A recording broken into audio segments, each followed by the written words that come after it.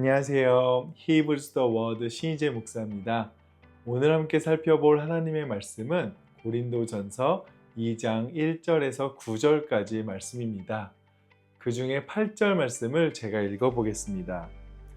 이 지혜는 이 세대의 통치자들이 한 사람도 알지 못하였나니 만일 알았더라면 영광의 주를 십자가에 못 박지 아니하였으리라.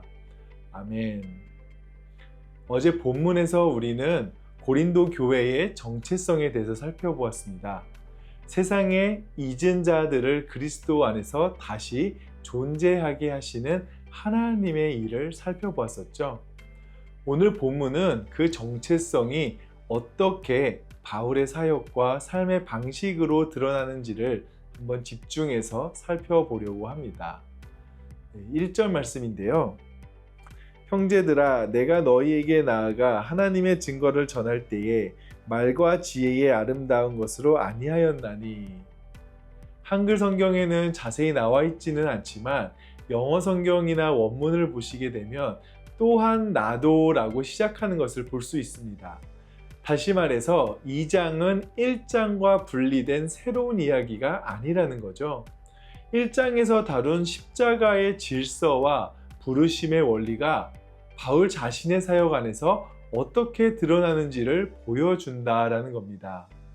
그래서 오늘 본문은 바울이 지난 사역을 그냥 돌아보는 시간이 아니라 하나님 나라의 사역과 삶이 무엇인지를 한번 우리도 곰곰이 생각해 보면서 말씀을 살펴보시면 좋겠습니다. 오늘 바울은 자신의 사역과 삶 속에서 세상의 질서와 하나님 나라의 질서가 어떻게 다른지 세 가지 대조하는 방식으로 보여주는데요. 그 첫 번째 대조는 사역 방식의 차이입니다. 아까 읽었던 1절을 다시 읽어보면요. 형제들아, 내가 너희에게 나아가 하나님의 증거를 전할 때에 말과 지혜의 아름다운 것으로 아니하였나니. 바울은 하나님의 증거를 전할 때 말과 지혜의 아름다운 것으로 아니한다 라고 말합니다. 여기서 바울이 거부한 말과 지혜의 아름답다라는 것은 단순히 말을 예쁘게 하거나 표현이 세련되었다라는 뜻이 아닙니다. 바울이 살았던 시대를 생각해 보면 당시 고린도와 같은 도시에는 소피스트라고 불리는 사람들이 있었습니다.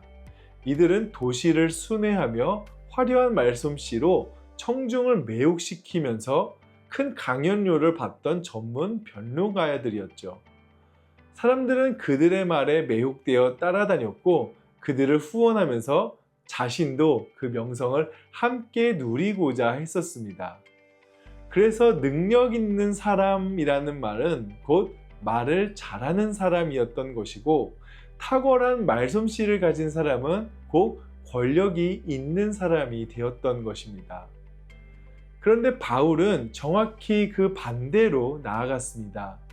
그는 2절을 보시게 되면 내가 너희 중에서 예수 그리스도와 그가 십자가에 못 박히신 것 외에는 아무것도 알지 아니하기로 작정하였음이었다 라고 말합니다. 이것은 바울이 다른 지식이 없었다라는 뜻이 아니죠. 고린도에서 자신의 사역을 사람의 말솜씨와 지적인 탁월함을 겨루는 이런 장으로 만들지 않겠다라는 결단이었습니다. 그래서 바울은 십자가에 못 박히신 예수님을 전할 때 어떻게 전했냐면 3절 말씀인데요. 내가 너희 가운데 거할 때에 약하고 두려워하고 심히 떨었노라.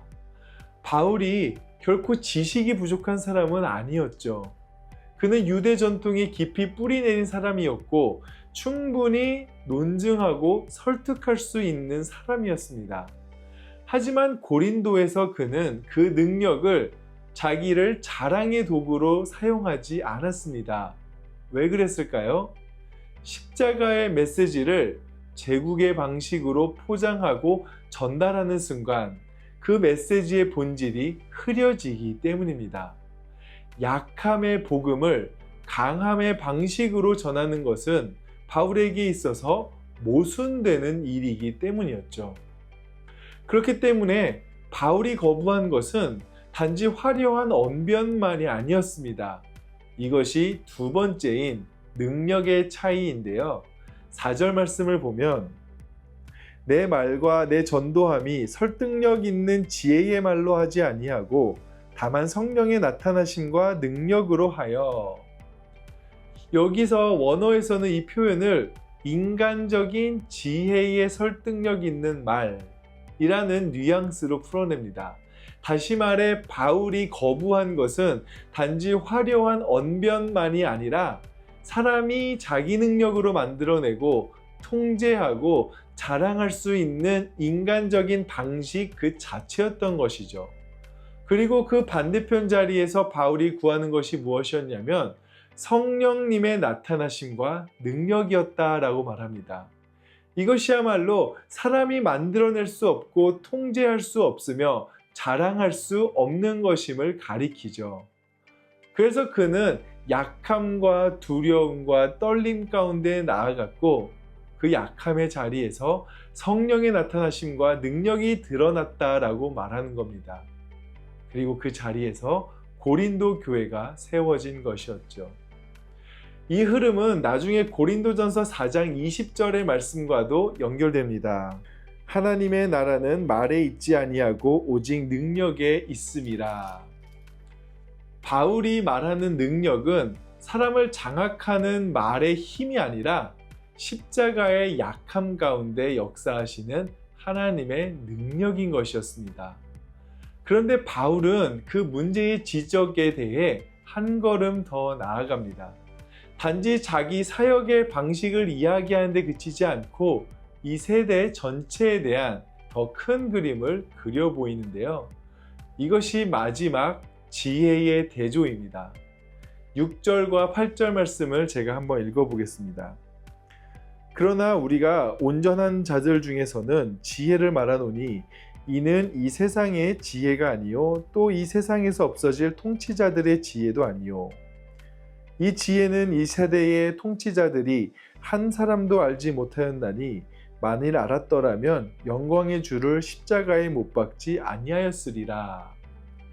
앞에서 말씀드린 소피스트들은 사실 빙산의 일각이었습니다. 그들 뒤에는 정치 권력, 종교 권력, 사회적 위계가 한데 얽힌 이 세대 전체의 거대한 질서가 있었죠. 바울은 그 더 큰 차원을 가리킵니다. 그런데 바울은 여기서 놀라운 말을 하죠. 바울은 이 세대의 그런 통치자들을 없어질 통치자들이라고 말합니다. 그들은 자기들이 굳건하다고 생각했지만 십자가 사건 안에서 이미 그들의 지혜와 권세가 무너지고 있음이 드러났다라는 것입니다. 어제 본문에서 하나님이 있는 것들을 폐하신다라고 하셨던 말씀과 같은 흐름인 것이죠. 그리고 그 무너짐이 가장 분명히 드러난 자리가 바로 십자가였습니다. 통치자들이 십자가에 못 박은 분이 사실은 영광의 주였다고 8절은 말합니다. 그들은 십자가로 자기 권력을 과시했다고 생각했지만 실제로는 자기들의 무지를 드러내고 말았죠.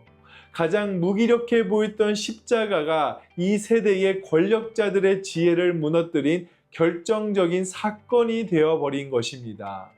그래서 바울은 9절에서 이렇게 말합니다. 하나님이 자기를 사랑하는 자들을 위하여 예비하신 모든 것은 눈으로 보지 못하고 귀로 듣지 못하고 사람의 마음으로 생각하지도 못하였다 함과 같으니라. 이것은 단지 우리가 죽어서 천국에서 누릴 복만을 말하는 것이 아닙니다. 이 세대의 지혜로는 도저히 상상할 수 없던 하나님의 지혜, 곧 십자가를 통해 영광을 드러내시는 하나님 나라의 방식을 말하고 있는 것이죠. 오늘 본문은 우리에게 두 질서를 보여줍니다.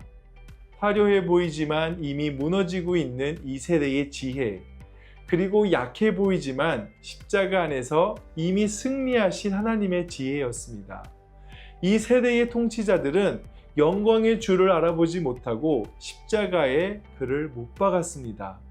하지만 하나님은 바로 그 십자가를 통해 눈으로 보지 못하고 귀로 듣지 못하고 사람의 마음으로 생각하지도 못한 하나님 나라의 지혜와 영광을 드러내신 것이죠. 그렇다면 오늘 우리는 무엇을 의지하며 살아가야 할까요? 사람의 말, 사람의 지혜, 사람의 능력일까요? 아니면 십자가에 못 박히신 그리스도 안에서 드러난 하나님의 능력일까요?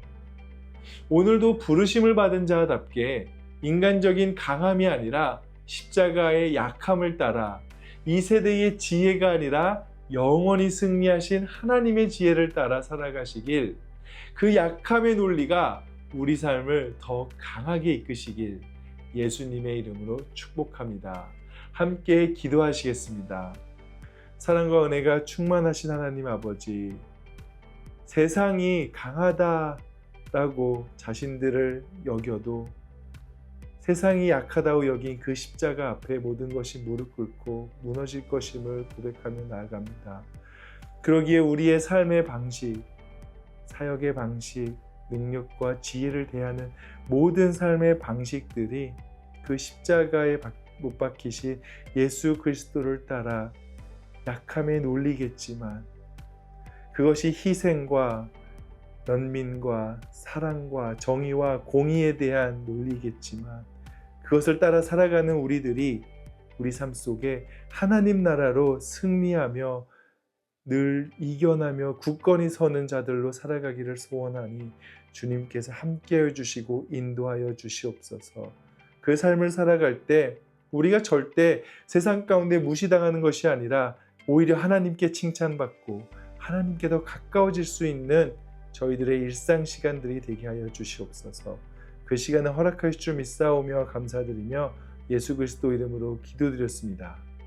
아멘.